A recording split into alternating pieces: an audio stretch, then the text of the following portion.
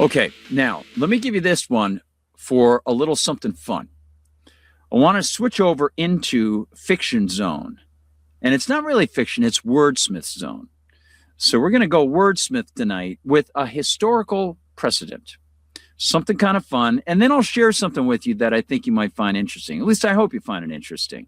I'm going to go with a little something from over 200 years ago that has a bearing on American history and a great wordsmith.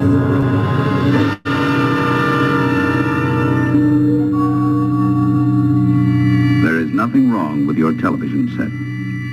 Do not attempt to adjust the picture. We are controlling transmission. If we wish to make it louder, we will bring up the volume. If we wish to make it softer, we will tune it to a whisper. We will control the horizontal. We will control the vertical. We can roll the image, make it flutter. We can change the focus to a soft blur, or sharpen it to crystal clarity. For the next hour, sit quietly and we will control all that you see and hear. We repeat, there is nothing wrong with your television set. You are about to participate in a great adventure. You are about to experience the awe and mystery which reaches from the inner mind to the outer limits.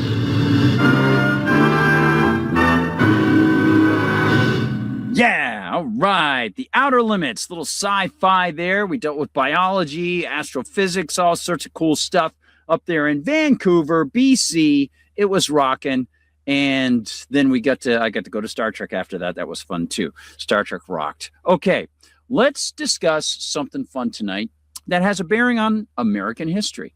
Because a few days ago, I believe it was the 10th, marked the anniversary of the release of one of the most influential documents in American history. It's all about a man who, yes, I've mentioned him before, after he helped influence the American Revolution, tried to foment revolution in Scotland, almost got caught by the Brits, but had fled the day before they arrived in Edinburgh and gone down to Paris, France. Then he was captured and put into the Bastille. He would have been beheaded, but they knocked on the wrong door and brought somebody else out to the guillotine. And then he was freed. Everything changed the next day. And then later, Thomas Jefferson made sure to bring him back and try to help him come back to the United States. He is, as we note on the news notes at the Gardner Goldsmith Substack, Thomas Paine. And it is the anniversary of Paine's Common Sense, one of the most influential and widely read proportionately on the population publications in American history. January 10th, 1776, the precursor that really got things burning. And the great people at the 10th Amendment Center have an awesome piece about this. Michael Bolden. Hello, Michael. Hey, Michael. Good to talk to you, man. Hope you're rocking. Michael says, of course, Thomas Paine's Common Sense, a timeless call for liberty versus unlimited power. Now, he has a separate video on this, and it's full of historical documentation and anecdotes from him. But here's the article. Thomas Paine didn't pull any punches in Common Sense. First published on January 10th, 1776, it remains one of the most important pamphlets in American history. Far more than a rousing call for independence, it was an uncompromising attack on unlimited centralized power. When common sense hit the streets, many Americans still hesitated to break away from Britain. Even after fighting began at Lexington and Concord, nearly 9 months later, a significant number of prominent colonists clung to the hope of reconciliation with the crown. Paine shattered this illusion with plain, direct language that resonated with the average person. The pamphlet rapidly gained widespread circulation. Estimates suggest that as many as 100,000 to 150,000 copies were sold in the first months of 1776 alone, an astounding number for the time. And it showed, of course, the very high literacy rates of the people there, not through government schooling. As it said that nearly everyone in the colonies either read or heard about its contents. By reframing the struggle as a universal fight for liberty, Paine turned public sentiment decisively toward independence. And of course, independence, they're talking on political independence, one state breaking off from another state, not true independence, individual free will. That's important to distinguish. But Paine came close. He was close to a voluntarist. Paine began with a clear distinction between society and government. And this is something we try to teach in philosophy class. Again, this is why I say the state is sociopathic. Society is the set of arrangements that we come up with voluntarily through markets and free association.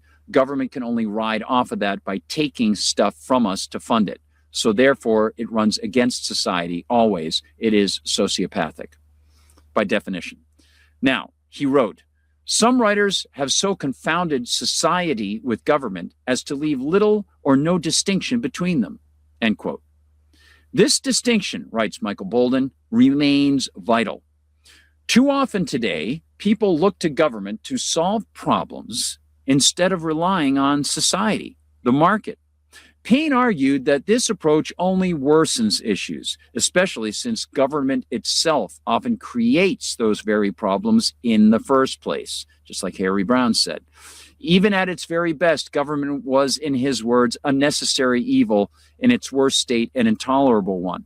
I would never call it necessary. That's the key distinction between us. He added, and of course, you can have governance without the state. So maybe he means governance. He added that the tyranny of government is even worse since our money through taxation pays for it. Quote, for when we suffer, we are exposed to the same miseries by a government which we might expect in a country without government. Our calamity is heightened by reflecting that we furnish the means by which we suffer. So it's heightened even more when you think about it. Paine directed much of his ire at the British monarchy, which he saw as the epitome of unlimited centralized power. He described the system as fundamentally at odds with liberty and reason. Quote, there is something exceedingly ridiculous in the composition of monarchy. It first excludes a man from the means of information, yet empowers him to act in cases where the highest judgment is required. Sound familiar? And of course, people like Hans Hermann Hoppe, they note that a monarchy sometimes could be preferable. Tolkien said the same thing. At least you know who your opposition is, right? And they don't claim that you're governing yourself with that canard. Paine condemned hereditary succession as absurd and dangerous. Men who look upon themselves born to reign and others to obey soon grow insolent, selected from the rest of mankind. Their minds are early poisoned by importance, and the world they act in differs so materially from the world at large that they have but little opportunity of knowing its true interests. And when they succeed to the government, they are frequently the most ignorant and unfit of any throughout the dominions. To Paine, maybe an early precursor to Hayek, describing the spheres of control and the centralization problem, not being close to information, claiming authority, the hubris of it. To Paine, monarchy didn't just fall to Paine, monarchy didn't just fail to produce competent leaders. The entire system of unlimited, unchecked power actively encouraged corruption, arrogance, and ignorance. Its history, he argued, was written, quote, in blood and ashes, a legacy of war and oppression. Pretty good. Paine really knew how to write. Paine dismantled the idea of reconciling with Britain, calling it a trap that would lead to the ruin of the continent. Initially, Paine himself had supported reconciliation, but the events of April 19th, 1775 at Lexington and Concord and the shot heard round the world changed his perspective entirely. Reflecting on this turning point, he wrote, the wordsmith, no man was a warmer wisher for a reconciliation than myself before the fatal 19th of April, 1775. But the moment the event of that day was made known, I rejected the hardened, sullen-tempered Pharaoh of England forever. Pretty good. Paine understood the gravity of the situation. The British Crown had shown it was not merely unwilling to listen to colonial grievances, but was fully prepared to use force to subjugate the colonies. After such bloodshed, Paine believed reconciliation was not just unrealistic, it was morally untenable. He went on to refute 3 common arguments in favor of reconciliation. Common argument 1, unlimited power, he noted, cannot be reconciled. You are wrong. Paine emphasized that reconciliation with Britain would leave ultimate authority in the hands of the king. Even if colonial assemblies negotiated compromises, the king's power to veto any and all laws, a negative over the whole legislation of the colonies, would render such efforts meaningless. Quote, the powers of governing still remaining in the hands of the king, he will have a negative over the whole legislation of this continent. And as he hath shown himself such an inveterate enemy to liberty, and discovered such a thirst for arbitrary power, is he or is he not a proper person to say to these colonies, you shall make no laws but what I please? End quote. Paine attacked the argument that the colonies owed their prosperity to British rule. He rejected the notion that the Crown's control had benefited America, arguing instead that the colonies' success was in spite of Britain and due to the people's own resources and industry. Paine pointed out that the colonies' exports, agricultural products and raw materials, were necessities that Europe would always demand, regardless of British involvement. Quote, America would have flourished as much and probably more had no European power taken any notice of her. The commerce by which she hath enriched herself are the necessities of life and always have a market, while eating is the custom of Europe. End quote. And we'll go down a little further here. Paine also exposed the self-serving nature of British protection, rejecting the notion that unlimited power was keeping America safe. Quote, we have boasted the protection of Great Britain without considering that her motive was interest, not attachment. And he continued, she did not protect us from our enemies on our account, but from her enemies on her account, from those who had no quarrel with us on any other account, and who will always be our enemies on the same account. He further suggested that Britain's involvement in European conflicts had unnecessarily entangled the colonies in wars that were not their own. So the much vaunted safety was nothing more than a myth. Independence, he argued, would free America from such entanglements, allowing it to chart a course of peace and neutrality.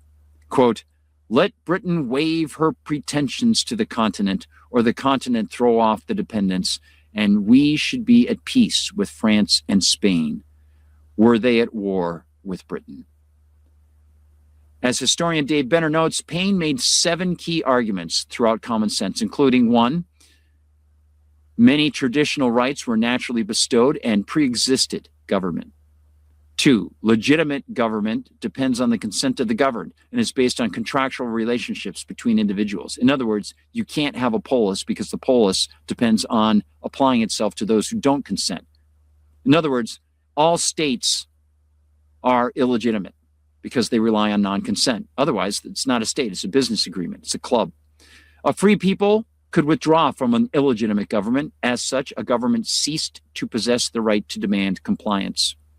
While Paine focused much on his writing and principles, he was also a man with a plan. 6 months before the Declaration, he proposed a precursor.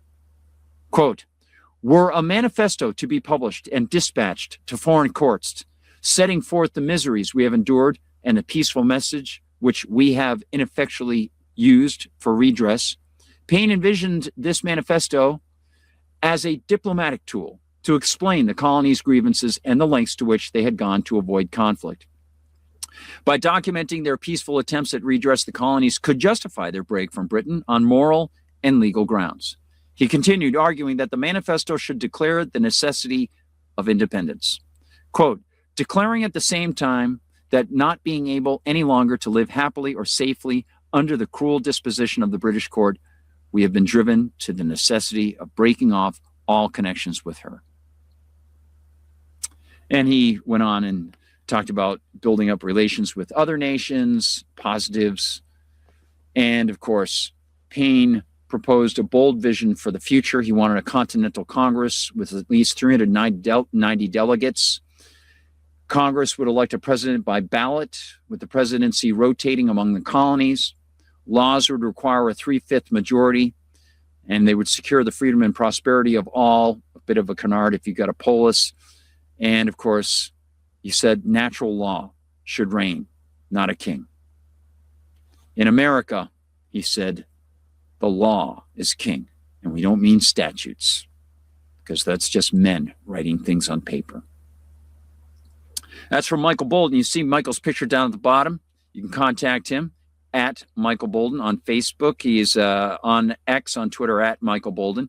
And the 10th Amendment Center is out there as well. They're great, wonderful guys.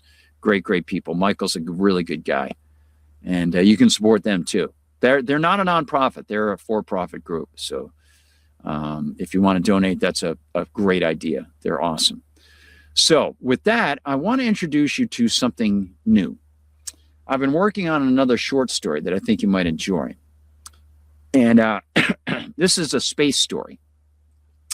So going back to my days at the Outer Limits, when we often would be pretty hardcore science fiction, this is called Fuel. And I want to read this to you. Okay. I've seen things on this journey, things I've never imagined, things I never will forget. Here, swimming through the depthless cold of space, I've been blessed. Through life-protecting plexi, densely packed, my cornea have absorbed the most dazzling and most subtle dances of light, the most breathtaking creations of God. Human eyes, likewise God created, witnessing the once invisible, once unattainable creations in the sky. The jagged, frozen wastes of the belt, the broad clouds of particles, mummering like space starlings in the wake of our advance, the splintered sunlight rising and reaching through spokes of misty, deadly, ice-bouldered rings, refracting, defraying, orange, vermilion, and rose, past Neptune and across Saturn's eye. Oil, gold, laid out in 3 infinite dimensions, the most precious of gifts. And yet, I knew from day one that I was not cut out for this space, this place, where suits are helmeted and fueled and heated and cooled, guarding against the stark reality that surrounds this tiny can of rivets and rust that would freeze or blow out our veins in seconds. I miss the rain. I miss the natural flow of air. Even a slight breeze, something random and unexpected would do.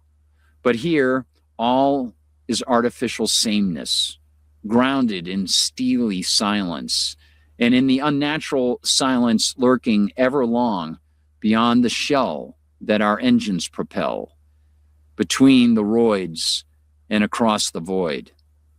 I realized this early as I assimilated the first seconds, minutes, and artificial days aboard the ship.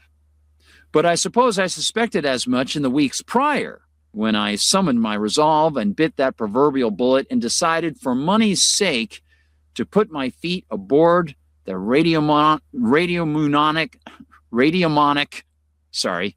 to put my feet aboard, my proverbial feet, aboard that radiomonic bullet and make a little dosh to get back on my proverbial feet. Johnson, well, I early could sense that he was a different sort. In the grand family tree of man, his branch and mine had taken altogether different paths. One might never know when, or never fathom where, but he was quite a different breed. For Johnson, the wanderlust was fuel, and scientific curiosity, the mental meal. I couldn't understand, even as we met and hammered out our roles as pilot and co, why he didn't feel his teeth going on edge, just thinking about the fact that we were trapped, sealed, inside a composite of compartments that were surrounded by an ocean of death. If the overworked, underworldly engineers had screwed up, if the calculators had miscalculated by the tiniest fraction of a millimeter as we navigated, if one of the air systems went down or the heat decided to give us the cold shoulder, that was it. Slow, dissipating, crushing, icy death as we became one with the surrounds of space. And if the rockets got too hot, if our radioactive coal furnace threw off more energy than the Chaipov ceiling and our special meds couldn't repel or convert all that, well, we'd have to spangle our shortened lives with a lot more glitter and buy our carbonized caskets early to well prepare. How other people could not feel these feelings or think these thoughts virtually every moment one accelerated, adjusted, awoke to the phony photons inside the rubber-belted tube or checked the screens and fuel, I just couldn't understand. But Johnson and I, we were different. And in a way, I suppose that was good, because without his seeming nonchalance, the chalice of our mineral winnings would not have been sufficient for me to last that single strident space job I decided to take from Pluto to Earth. So you can imagine my surprise and sense of unease upon seeing his furrowed brow and hawk-like stare, focusing on the nav, as if he were staring into a confounding abyss when I climbed into the bridge circle. "What's up?" He shook his head, turned to the right of the screen, scanned a second, smaller display, gaudily showing a set of scrolling digits that ended in something red, and hovered over it, evidently unaware of the fact that his usual avian features now glowed like the face of Mars, bringer of war. Anomaly, I think. Something's pretty damn close to our path, according to the multiplier. He glanced back at the visualizer, then at the digits. About 6 C-clicks. Damn, you kidding me? It wasn't noted by the nav rammers when they plotted the course? Johnson just shook his head. Jeez. After a moment's study and what seemed like a dive into imaginative contemplation, he straightened in his swivel chair and put his hands on either side of the first screen, tilting his head up towards the air ducts. It could be something new, shrapnel after an asteroid collision that shot out along a new vector. But whatever it is, it's close to our path, too close to risk it. Damn, a reroute? His sharp eyes fixed on the screen as if it were an insult, and he pulled one side of his thin lips. At least we have time to change course. But you know how it is when even a slight correction becomes part of the path. One decision leads to another, especially this close to the belt. Damn. I sunk my butt into the co-seat beside him and strapped in. I'll set about the changes if you're cool with notifying the chain about this new object, he said. Can do, I replied, with a bit of whimsy swirled into my anger frappe. Okay if I add some expletives for their binary delivery? Well, sometimes our differences weren't so different after all. Be my guest, Shakespeare, he said. So, that is the beginning of a story called Fuel. And it's going to be a fairly short one. And all I'm going to say is, obviously by the title, it has something to do with the fact that they have to change their course somewhere near the asteroid belt, and then they have a problem with their fuel. Yeah. Trouble in Fuelville. Maybe they can go to Venezuela and get some of that heavy crude, steal it away, like Trump wants to do. Maybe they can contact Citgo. Hey, Mr. Singer, hello? You own one of these asteroids out here? Hello? I hope you liked that. I hope that was good. Rust in space? Yes, Will. Yes, rust in space. Yep, they get it. They get rust. You get condensation. In fact, you get... A friend of mine worked for the Goddard space flight thing. I got to go to the Goddard space flight. Got to go into the clean room and stuff and looked at... They were working on the Hi-Hat observatory thing where they were putting a telescope thing on top of a big balloon. And they were going to take pictures of space and stuff. And even at that level, they weren't out completely outside the atmosphere. But even at that level, there was not dense enough atmosphere for conductivity to get rid of the heat. That when the sun hits on one side of it, it gets really hot. But on the other side of the device, it's really cold. So he said that the engineering problems of handling the thermal drives inside, keeping the computer system from overheating or freezing was one of the major hurdles that any of the engineers had, because you can't conduct it. You had to figure out a way to get rid of the heat in other ways. Very interesting. And of course, if you get any inside of anything where human beings or any living beings are, you're going to get condensation and water and things like that. Then you have to have air cleaners. And so on spaceships, oftentimes you'll see, especially in like the old 1950s ones, that was, the old 1950s science fiction stories. Sometimes they would mention rust inside the buckets, because they have to clean those things. Very interesting. So there you go. Yeah. It makes sense. Yeah, exactly. Yeah. And it's not like a huge thing. And by this point in their technology, they probably have problems and things. So I'm not going to play it up too much, but it's just sort of traditional lingo for the spacefarers out there. The rust bucket sort of a deal, going back in time to maybe those early days. That's one of the things I really had hoped when I was leaving Voyager, and then they started Enterprise shortly after I left Voyager. I was really hoping that at Enterprise they would start at a very, very fundamental. Like, just traveling in space is such a challenge. Just the process of being out there with no atmosphere around you, and just the slightest mistake in a calculation could totally screw you up.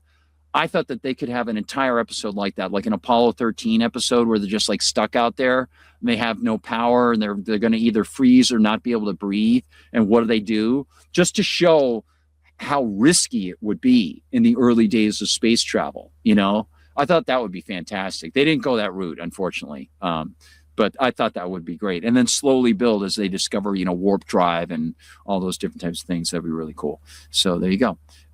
Stupid charts. Yes, absolutely. All right, guys. Thanks so much for being here. I hope it's been fun. I'm going to leave you with a couple quick ones on the news. First, I'll just mention this in the news. So for those people who are watching the former Star Trek Writing Fellow channel, this goes back to the Liberty Conspiracy, pro-liberty, libertarian stuff. An ICE agent who had pepper sprayed into the vents of my car said, "You guys got to stop obstructing us." So yeah, shooting pepper spray inside a car, that's always super safe. And again, for those who are watching on the former Star Trek Writing Fellow thing, you can check out my stance on the immigration stuff. If you're a constitutionalist, you're not going to find the word immigration as a federal purview. It's not there. Naturalization is not immigration. I also want to mention this. Of course, I mentioned this yesterday. County Attorney Moriarty and Attorney General Ellison of Minnesota, they're launching a state probe into the ICE shooting in Minneapolis. But at the same time, we don't want to forget that Keith Ellison has some questions about campaign contributions and stuff that possibly could put him into some hot water as well. So, real mixed bag when you enter the political sphere. But I just wanted to mention that. I think David brought up the Keith Ellison investigation on both fronts, actually. I'm not quite sure. But check out our show. If you want to check out Liberty Conspiracy and you're watching former Star Trek Writing Fellow, we're on Monday through Friday at 6 p.m. on Rumble. That's Liberty Conspiracy Channel. You can go to my Gardner Goldsmith Substack. Check that out over there. We're going to do a lot more with fiction. Going to be reading more, hopefully not fumbling the way I did tonight on that short story. And Fridays, we do Friday fiction. It's going to be a lot of fun this Friday. I can't wait. So I hope you enjoyed the little excursion into nonfiction writing with Thomas Paine, because Thomas Paine, obviously, he knew how to write, and he made a lot of strong points. A lot of strong points. I'm going to leave you with the Outer Limits ending, the control voice that says, fare thee well. Until next time, little hearkening back to my days working on the creation of Joe Stefano and some good guys from a generation ahead of me. I hope we did a good job for him. He was a nice guy. Have a great night, everybody. Remember, if you want to support what we're doing, you can contribute over at Rumble. You can become a paid subscriber at the Substack for a few bucks a month. That's always a big, big help. And that will help keep us on track for this month for our attempt to gather the donations to do more for you. Have a great night, everybody. God bless. We'll talk to you tomorrow. And David Knight's chat. Peace. We now return control of your television set to you until next week at this same time, when the control voice will take you to the Outer Limits.